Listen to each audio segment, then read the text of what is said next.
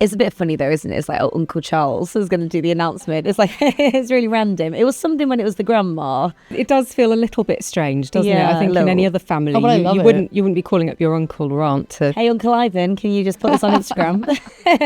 The other day I did come across a really old picture of him. He must have been in his early 30s and he was in a royal tour and he looked good in really different... Okay, you guys, no, seriously. What's happening? No, it's just like he wasn't wearing the usual suits. Like he just... whatever, I'm leaving it there. I think we should move on. I've got so many other questions. I'm quite worried about you, Andrea. And he came and visited the project. And that was great to see him come into the home and meet the family. And just his immediate sort of ability to connect with that family, connect with the kids, and the smiles that he brought to those faces is one I won't forget, really. Hi everyone, and welcome to a new episode of a Right Royal podcast with me, Andrea. And me, Emmy. There's a lot to discuss this week, as always, including some starry meetings for the Prince of Wales and King Charles and Queen Camilla. The Duke of Sussex also made a flying visit to the UK to attend the WellChild Awards before jetting off to South Africa and Lesotho on his own for a week. Yes, Hello was there as Prince Harry met the winners and their families and gave a really touching speech on stage. But did he meet up with any of his royal relatives whilst he was in the UK? We're here to discuss. It really was such a moving evening, so maybe get the tissues ready. We're going to be joined by WellChild's Chief Executive, Matt James, but before then, I think we have time to catch up on all things royal with our wonderful Royal Editor, Emily Nash. Welcome, Emily. Hi there. Happy to be back. Always. I mean, you're coming back at a very big moment, some breaking news. So today, day of recording, we've heard, do you want to tell us? Princess Beatrice is expecting another baby. Yay! So happy news for the royal family and for Beatrice and Edo, her husband. They're expecting a new baby in early spring. So this will be a baby brother or sister for their daughter Sienna, who is 3, and Wolfie, who's 8, and that is Princess Beatrice's stepson.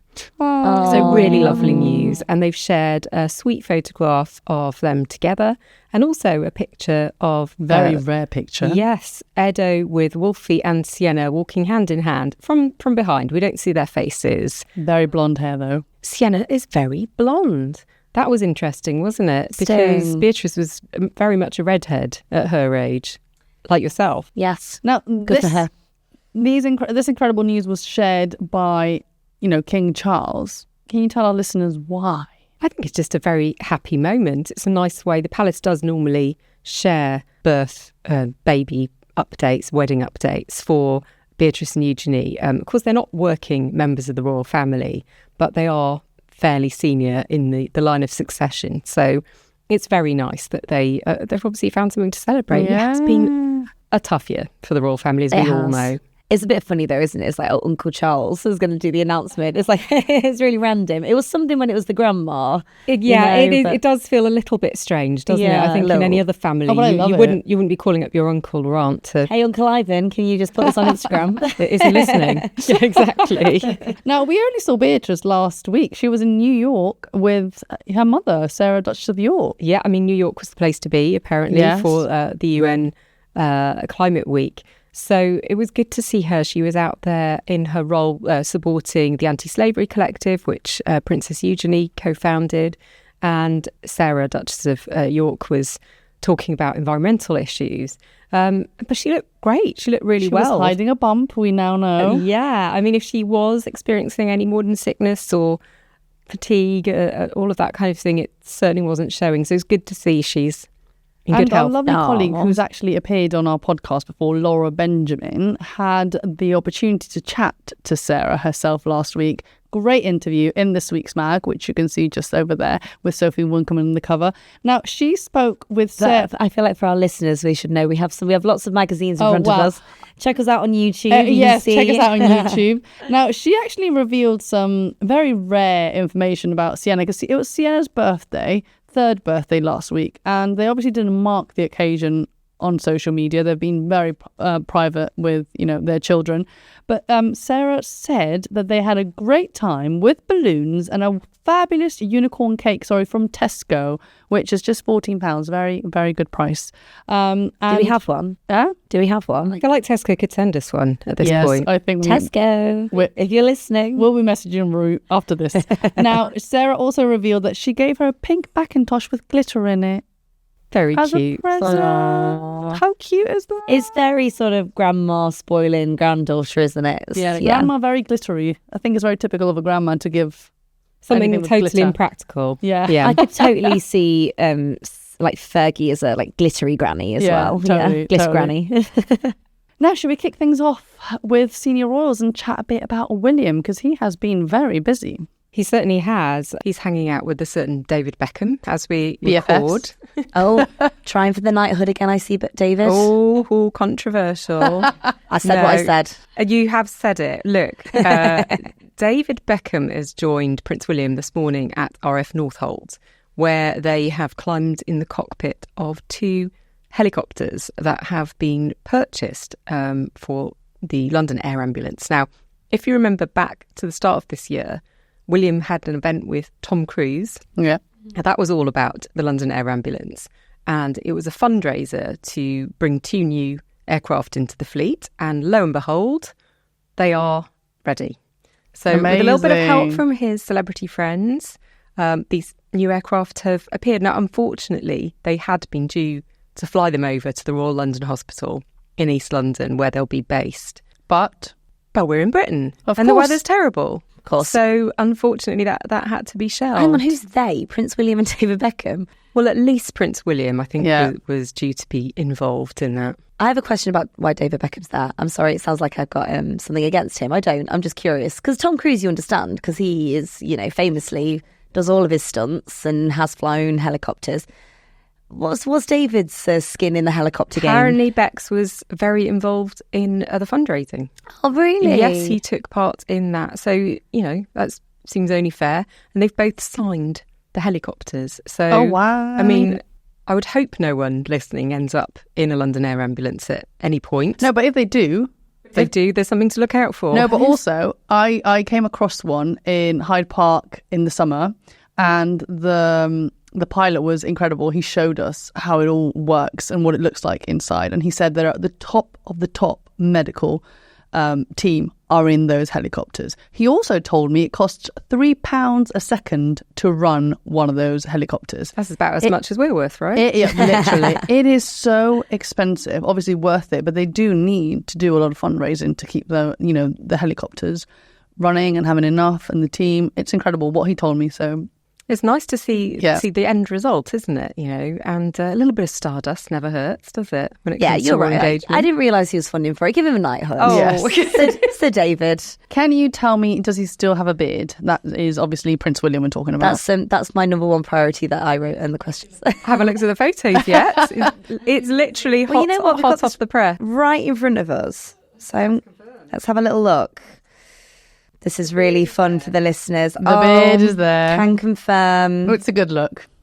Oh, well, I don't blame him. Well, there's a lot of, Prince William with the beard and, obviously being in the chopper would have been a bit of an all-action hero moment as well. But we're also going to see him later on today changing attire. Oh, wow. In case we were doubting his new... That's very late Queen Elizabeth. Well, it is. That's a very good point. Yeah. But let me tell you about that. He's going to visit an Earthshot Prize finalist called Enso in West London. And they are producing, bear with me, very eco-friendly tyres. And I wasn't aware of this, that apparently normal tyres on cars emit pollutants and they're not brilliant for the environment. Oh, wow. So this company has created these specifically for use with electric vehicles.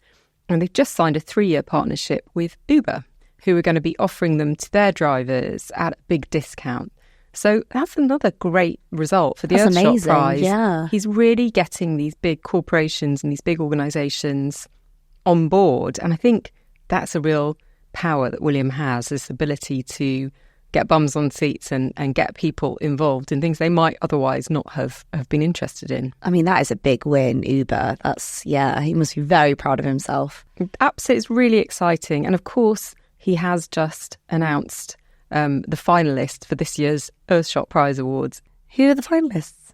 Well, there's lots of There's them. a long list. There's a long list. There are all sorts of organisations from all over the world, and they all still fit into the same categories: clean art, air.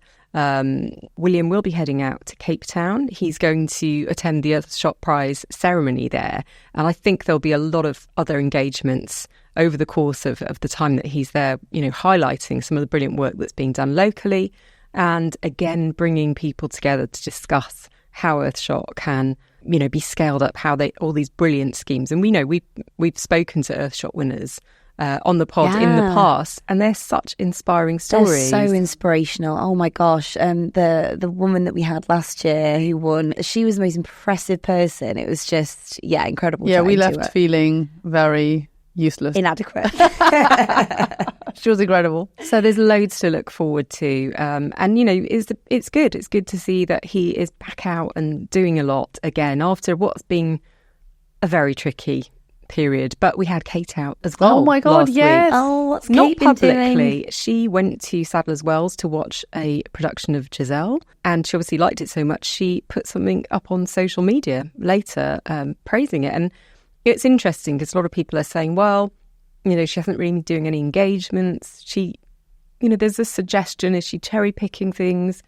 This is very much what her doctors have told her to do. Focus on what brings her joy. And if that's what brings her joy and it's helping her in her recovery, then I'm all for it. I can't imagine actually. who would even critique something like that. Like, surely it's like, let her go do things that she enjoys doing during her recovery. I have absolutely no proof of what I'm going to say, but I think she cried. What? No, I'll tell you. Literally 2 days. I've never heard of this, Giselle. I've never heard of it. And then 2 days later, someone that I follow on Instagram that actually used to work with us went to see it. And she said she's Fiona. Okay. And she said she sobbed throughout the whole thing because it is absolutely beautiful, emotional, moving. So I was like, right, Kate cried. Well, that's what no Kate proof. said about it. She said it was moving. She cried. Powerful and moving. I'm telling you guys, Full I have moving no and inspiring. proof. No proof whatsoever. Absolutely none, zero. But she cried. Right, you heard it here. You heard it here first, people. Yeah, so just to have that to add, really.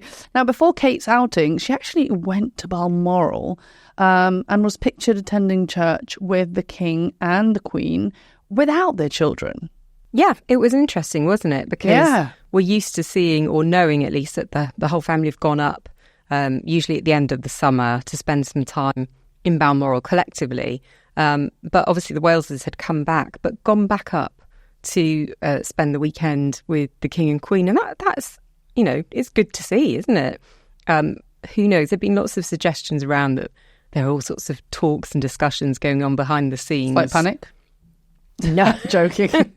I think it's just one of those things, isn't it? People going up to spend time, and, the King and Queen are heading off very soon on their big trip to Australia and Samoa. And so it makes sense that they'd catch up, get aligned before that happens. What else has King Charles been up to? I feel like, is he resting in Balmoral before the tour starts? Well, he has been up in Scotland. He and the Queen were at Palace of Holyrood this week to mark 25 years of the Scottish Parliament, which is quite incredible. And he gave a really lovely speech in which he obviously talked about his own love of Scotland, but also referenced the late Queen and how important it was to her, to the extent that she chose to spend her final days there. And that was really moving. We'd kind of heard as much from Princess Anne, but to hear that from the King in an official speech was really quite touching. And he even went back as far as his grandmother, the Queen Mother, who spent lots of time there and whose house he now stays in when he's in Scotland. That's Birkhall, near to Balmoral. And of course, the King likes to rock a kilt when he is north of the border. He looks good in one. Oh my God. Well, interestingly, there has been some talk from the Prime Minister of Samoa as to how officials should dress when they head out on this visit. And apparently there's been communication between there and London specifically, encouraging people not to come in full suits and ties. I like that. Hot. I like him already. It's very hot in October.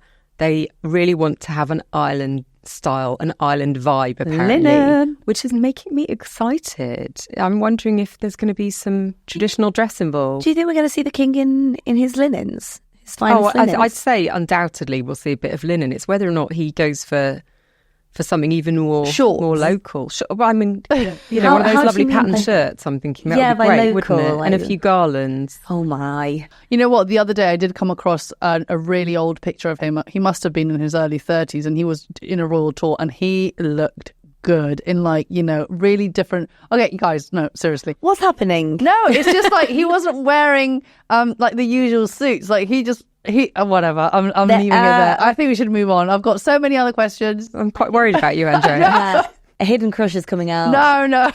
Gosh. What's going on? Let's talk about Harry, because he was out in New York last week and he was on top form. He was really busy. He had a couple of days attached to the UN General Assembly. I think it was High Level Climate Week. And he was connecting with organisations he's already been working with for a long time, such as the Diana Award, Travelist, the Halo Trust and African Parks. And it was really good to see him back out there talking about things that he already knows a lot about. But he also gave a very moving speech alongside Bill Clinton, where he talked about online safety. You'll remember a few months ago, he and Meghan launched this parents network, which is aimed at supporting the parents of children whose lives have been lost to or seriously harmed by online activity, social media, etc. And so it's good to see him on that platform using it, you know, so positively. And then, of course, heading to the UK not long afterwards. And we'll talk more in a second about where he is right now. But yes, before we get into that, whilst he was in New York, he also made a solo appearance on The Fallon Show, a really funny sketch for Halloween. He also visited a tattoo parlour. Now, there's a lot... I knew you'd ask me about of course. He did not get a tattoo, I can confirm. It's all been... How do you know that? Well, it's been said. There's no tattoo involved. Who is verifying that? Well, you know, my sources are very not... I can verify that. So a lot has been said about him going solo. Why is he doing all this by himself? What can you tell us about that?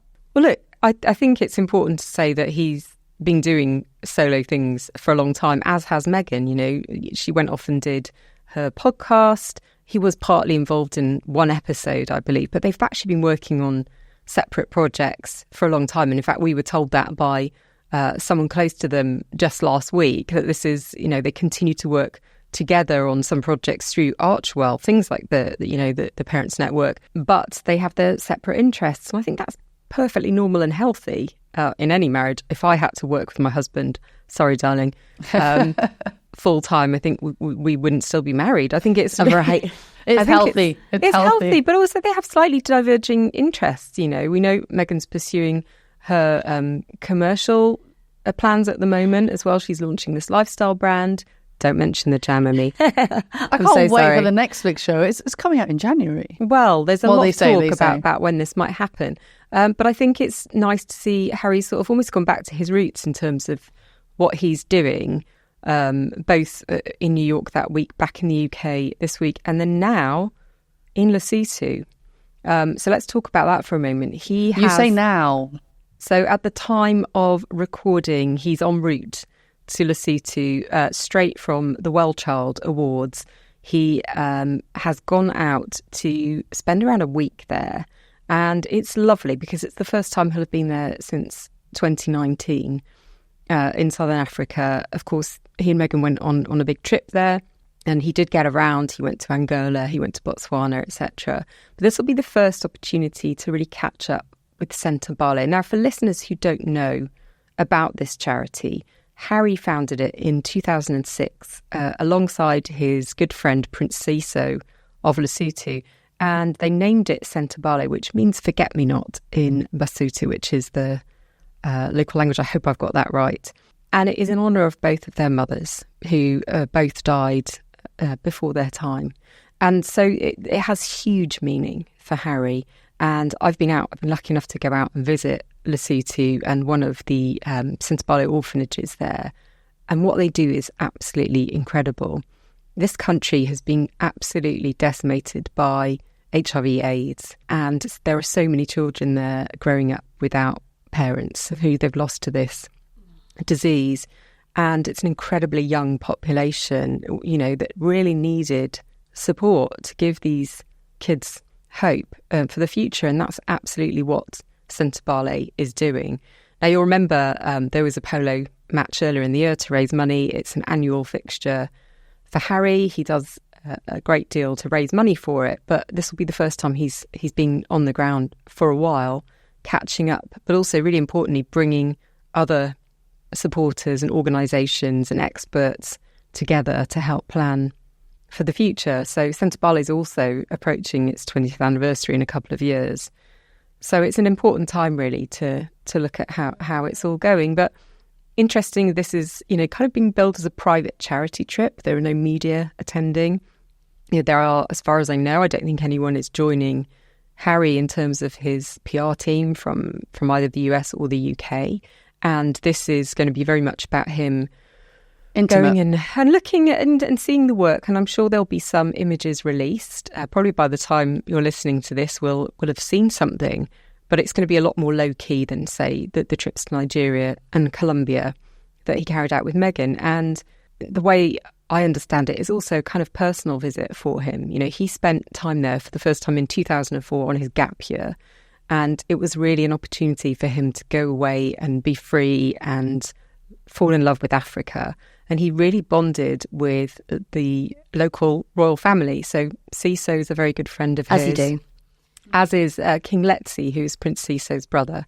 And so he's going to be spending time as guests of theirs. And the country's also marking its bicentennial. So it's celebrating 200 years of the Basutu nation.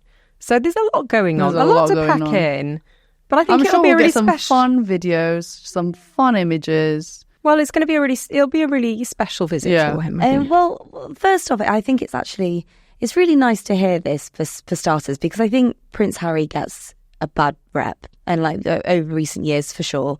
And it's just hearing everything that he's done in very close succession with it's just all good old fashioned royal it's charity what he does best, work, right? and it's what he does best, and it's things that it's just so admirable, and it's done so much to help the world. And I think it's a good reminder for everyone all the good he's done. It's not just this family drama that's going on.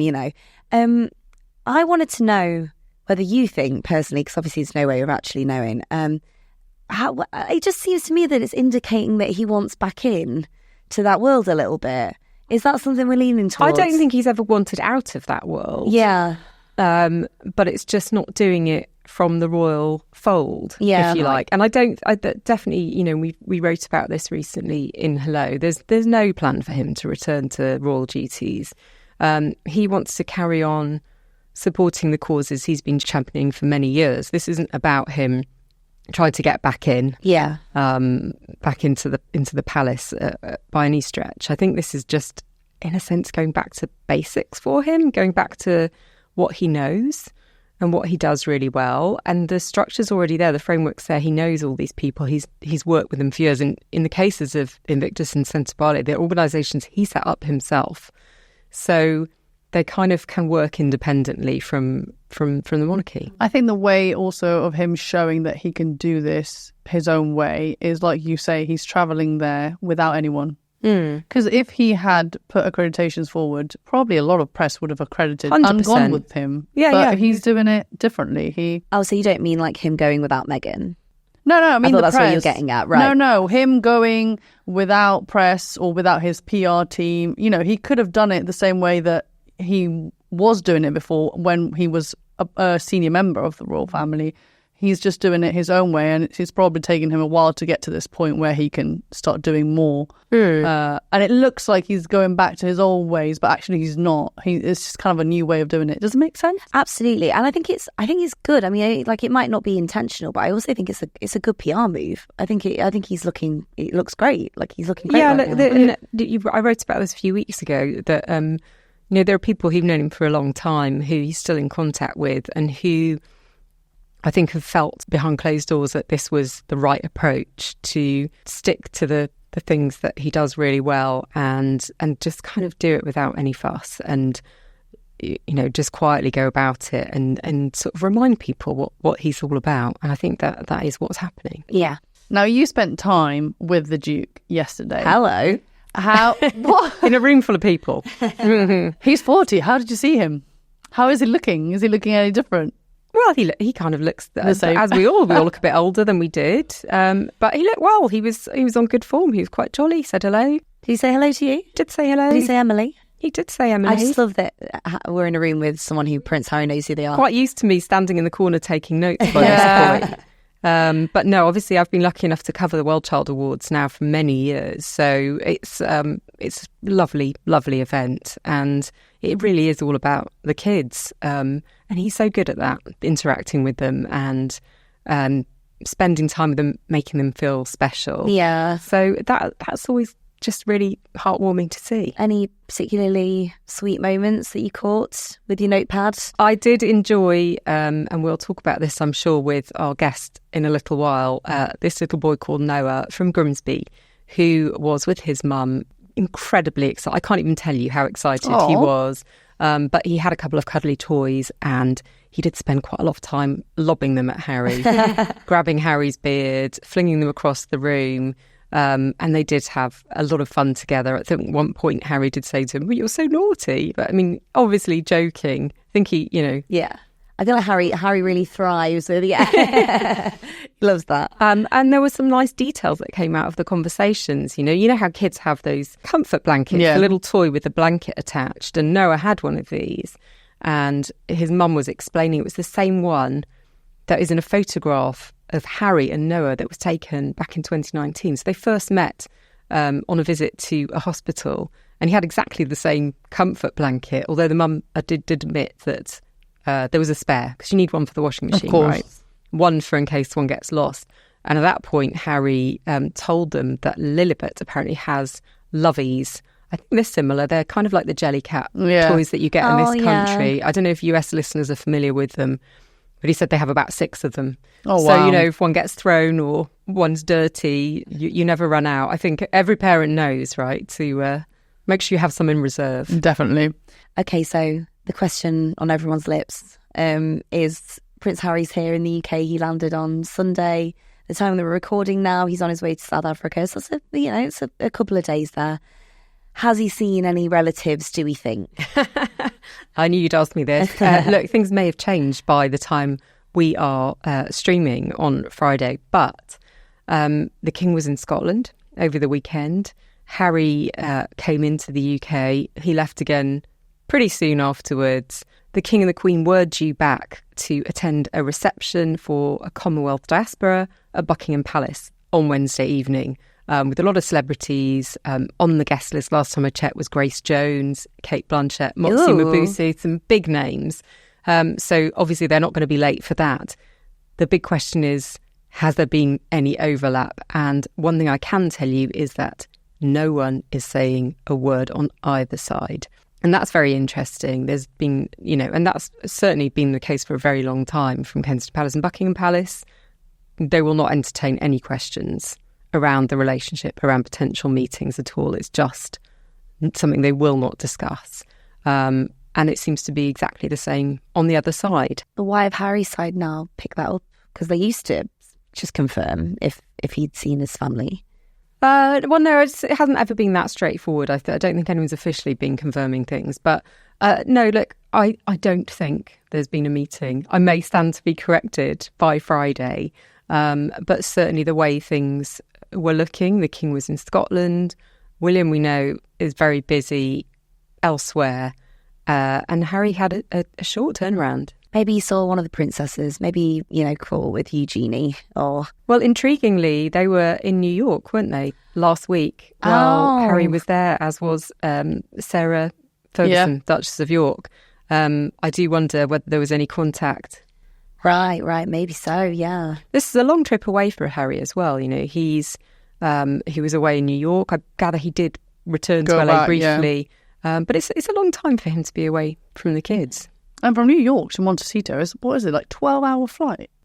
No. Or am I making that up? Yes, you're absolutely making that up. It's about 12 hours from here to Montecito. Oh, okay. I just thought the American... I don't know why. Right, yeah, it's a long time, so I'm sure he made it back. Please send your corrections, listeners. Sorry. Well, that all sounds amazing, but I do want to hear more about WellChild. I wonder if we should welcome our guest. Yeah, let's do that. It is Matt James, who is the chief executive of WellChild, someone I've known for a really long time, and he can explain it to us better than anyone else. Matt, thank you so much for joining us after a really busy and exciting night for you. Tell us, how did it go for you? Wow, what an amazing night it was last night at the Royal Lancaster, London, for the WellChild Awards. It was incredible. We celebrated some amazing stories, some amazing winners, children, young people, siblings, carers, professionals. It was an absolutely wonderful evening. Left the kids with huge smiles on their faces and their families. I'm sure they're feeling a bit blue-eyed this morning, but a night they will never forget. Oh, well, congratulations. It was, as always, really emotional, really moving. And of course, you had your royal patron there. Tell us, what does that do for WellChild? It's massive for us, as a charity. We at WellChild, a big part of what we do is about telling the stories of our families. A lot of the families that we support who are caring for children with very complex medical needs, a lot of the work they do goes on behind closed doors. A lot of it's unrecognised. So for us, what the WellChild Awards allows us to do is to really shine a light on the challenges that they and thousands of others around the country are facing. So it's a great platform, and having the Duke's involvement just provides and elevates those stories and amplifies those stories so that I can be sat here today talking about them. So that, you look at the amount of coverage that it brings us and the amount of opportunities it does for us to shine a light on not just the work we're doing, but the work that needs to happen to give these families a better life. And it's been 16 years he's been patron? 16 years, yeah. And last night was our 19th WellChild Awards as well, which is, so next year is going to be like a big 20-year anniversary. So we're going to have to think about what we're going to do. Do you have any big plans? That's next on the list. You've got to start thinking about what we're going to do. We're going to have to mark it. The WellChild Awards has grown and grown and grown. A huge, credit to GSK who've helped us and supported us along that road. But we've got, I think, something like 320 past winners. So we've got to do something with that. We've got to bring some of them back. And some of them, were very young when they won their award. They're going to be in their mid-20s, mid-30s right now. So it'd be great to tell some of those stories. But yeah, 20 years, a big milestone for us. Absolutely. And any big plans with Prince Harry for the big 2-0? Yeah, well, it's one of the things we talked about last night is, what we're going to do. So I'm sure over the next couple of months, there's going to be lots of thinking, sitting down and figuring out how we're going to mark what will, I'm sure, be a really special night next year. Now, for our listeners to understand, 16 years is a lot, and he doesn't just come and show up on the night. There's a lot of work behind the scenes. Tell us a bit about that. For sure. Look, Prince Harry's been a huge supporter of ours for the 16 years that he's been involved with WellChild. Yes, he comes to the WellChild Awards every night. That's probably the most high-profile event of the year. But you're right. He's so involved in the work that we do. He's visited our WellChild nurses in the past. He's been on. We do these projects, makeover projects for families who are at home with a child with complex medical needs. He's been to those. He's been to those projects. So he's really involved and really interested in WellChild. And I think we're a cause very close to his heart.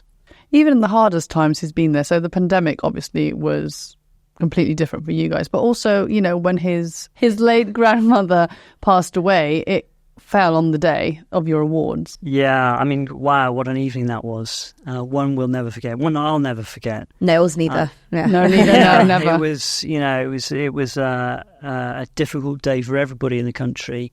For it to fall on the night of the WellChild Awards wasn't something that you could plan for. No. There were no sort of contingency plans around that. I mean, the whole nation was deeply saddened and shocked by that evening. And it'll certainly be something that I'll never forget. And it happened to be that he was in the country anyway for the WellChild Awards. And look, our hearts went out to him that night and the rest of the family, because it was a very poignant. It turned out to be a very poignant evening, actually. Did you have any thought of cancelling it, or was it no? The show must go on. The show must definitely go on. It went on differently to what we planned, for obvious reasons. Yeah, of course. But we had 12, 13 winners who'd come from all over the country that evening to be celebrated. And I think actually we struck the perfect balance between celebrating their achievements and recognising them, but also marking what was a really sombre and moving evening. And that's what it turned out to be. Yeah. And I think actually, everyone went away and they'll remember it for the rest of their lives, where they were when Her Majesty died. Yeah. Absolutely. I mean, I know it's obviously a charity that Prince Harry cares really deeply about, and obviously circumstances, there was no way he could be there that year. But I mean, did you hear from him at all? Any behind the scenes gestures there? Obviously, we're in touch with him and his team, of course, throughout the evening as events unfolded. But that night, it was really about us and us weren't expecting anything because he had obviously other priorities. But yeah, we were in regular touch throughout, and of course, messages back and forth of support in both directions. Yeah. Throughout and following the event as well. Matt, I was going to say, obviously, the prince is now a father. That's happened in the last few years, but he's obviously been passionate about WellChild for a long time. But do you think it resonates even more with him now? I know he mentioned being a parent again in his speech this week, and he's been quite openly emotional about fatherhood in previous years. Have you seen that sort of change in him? I think that being a father and coming to listen to the stories of the children and young people that WellChild supports, I think for any father it hits home also, because you sit there and you watch it and you think, crikey, that could be any of us. And it could. Yeah. It could really happen to any of us having a poorly child. So I think for any father in that room, it is going to hit home, and it's going to be more poignant, and it's going to drive you forward more, because you get it and you see, parenting is challenging at the best of times, right? Yeah. But parenting a child with very complex medical needs is another level. Yeah. And so I think for any father, you'll feel it for sure. Was it last year that he became overwhelmed on stage, or was it a few years ago? Quite a long time. A few years ago. Wait, what happened? It's come to my mind a video of him where he kind of like choked up a bit, and it was 2019. That was 2019. That was the last time we were at the Royal Lancaster, actually. Yeah. So we kind of come full circle. Yeah. Here we are, and what's happened in between. I mean, we had COVID, we had cost of living crisis, everything like that, and here we are again. It's sort of So you've been working with Harry for 16 years, so long old time now. I mean, do you have a favourite story of your time together? Wow, favourite story. I think one of my favourite moments was when he visited a project of ours in Leeds, and we were creating an outside space for a family, for a single mum. She had 4 young boys, one of them with very complex medical needs. They couldn't access an outside space. So we had a team from GSK, volunteers, making over the garden, led by our project manager in the middle of Leeds. Really tough. That mum, honestly, it's unbelievable to have 4 kids with one of them with profound needs, not being able to access an outside space. And he came and visited the project, and that was great to see him come into the home and meet the family, and just his immediate sort of ability to connect with that family, connect with the kids, and the smiles that he brought to those faces is one I won't forget, really, because that was really special. And it was away from the glitz and glamour of something like an awards night. It was very much front room of the home, sitting on the sofa, and just having some fun. Oh, that's lovely. Yeah, I was going to say, it's like you don't really think about Prince Harry like rocking up in Leeds, do you? I used to do a lot of that kind of thing. Yeah, I remember the sort of the curtains were twitching on that street. Yeah, right. Sort of, wow, these cars turned up. Oh, that's when I'd be returning the bag of sugar. Like, oh, you left this. Yeah.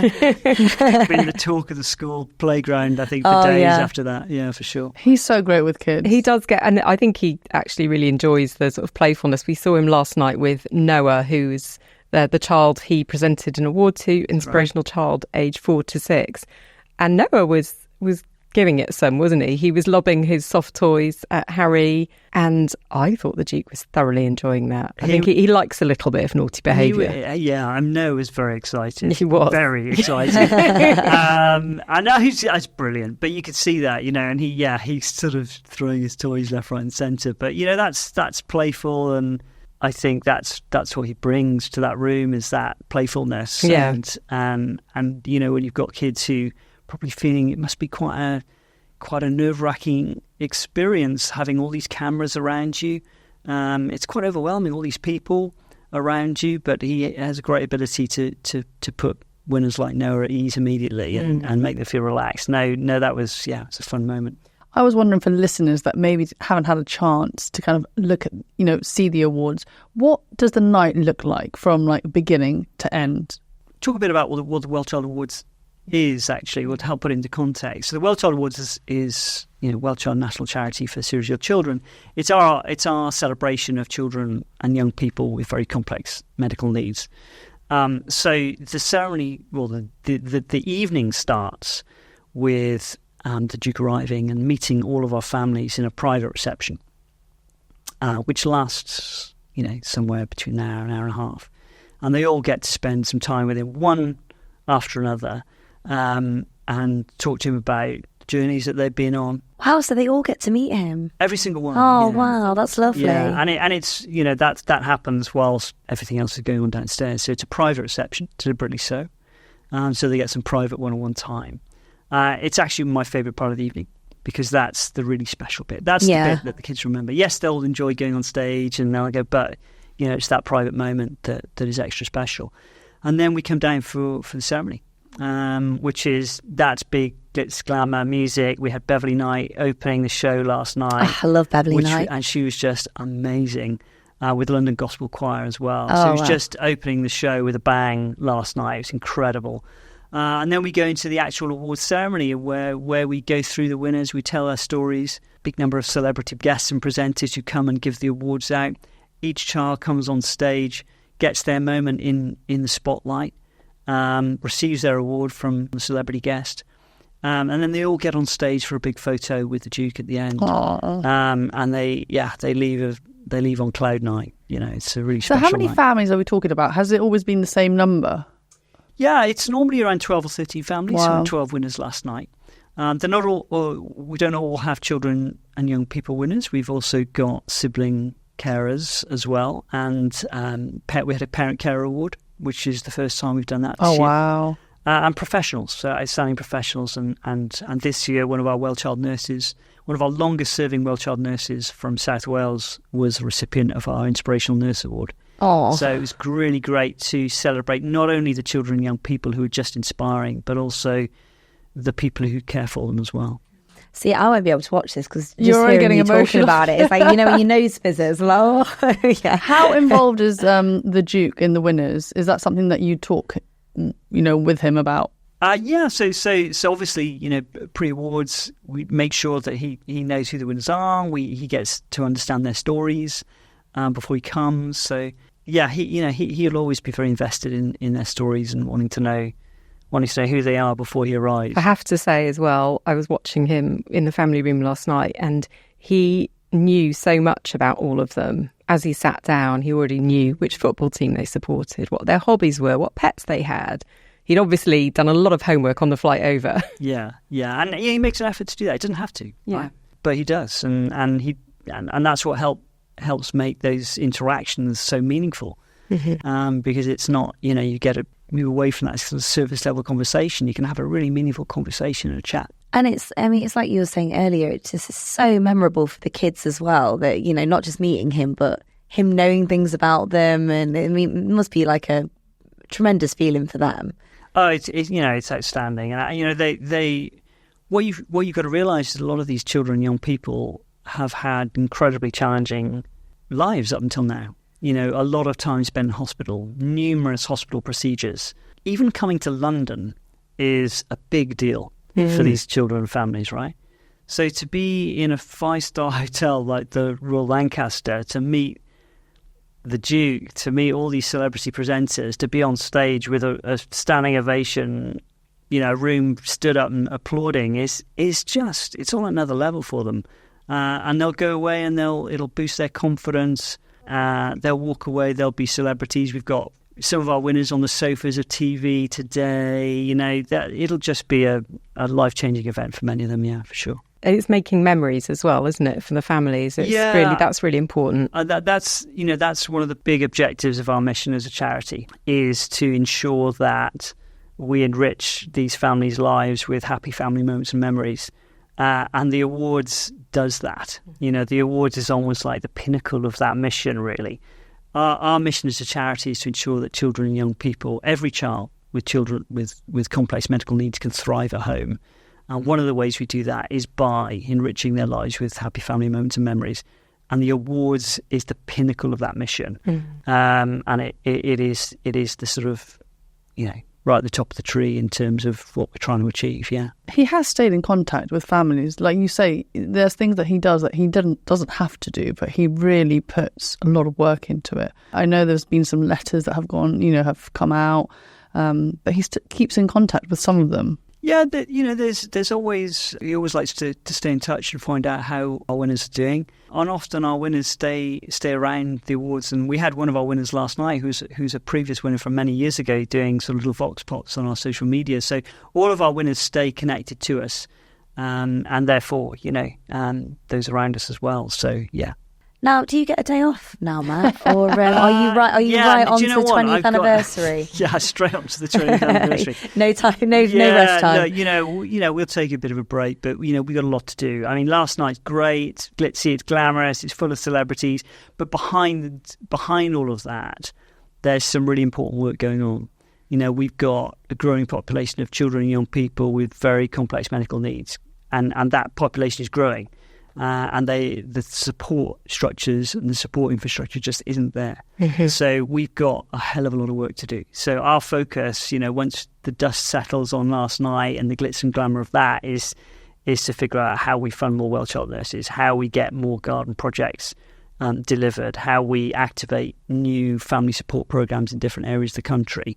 So that's the work. It probably isn't quite as glamorous, but that's the important stuff. And that's what our attention will be as of sort of 9 o'clock tomorrow morning. So, we'll have a little bit of time to recover, I should say. Yeah. And if listeners would like to help or support WellChild, head to the website. Head to the website, wellchild.org.uk. We've got so many wonderful ways to get involved, from volunteering to challenge event places. If you've got any marathon runners or trekkers or cyclists who want to challenge themselves, you name it, events, just a simple donation, any contribution really helps. And you might meet Prince Harry. Anything's possible, right? Can't promise anything. Matt, thank you so much for joining us. Thank you for having me. The morning after the night before. It's great to see you, and we're really excited to see what next year brings. Thank you so much, Matt. Thank you. Appreciate it. So that's everything from us today. Thank you so much to Matt and to you two for joining us. We'll be back very soon. In the meantime, catch more from Hello with our news and entertainment show, The Daily Lowdown, available on Spotify, Apple, and wherever you get your podcasts. Bye!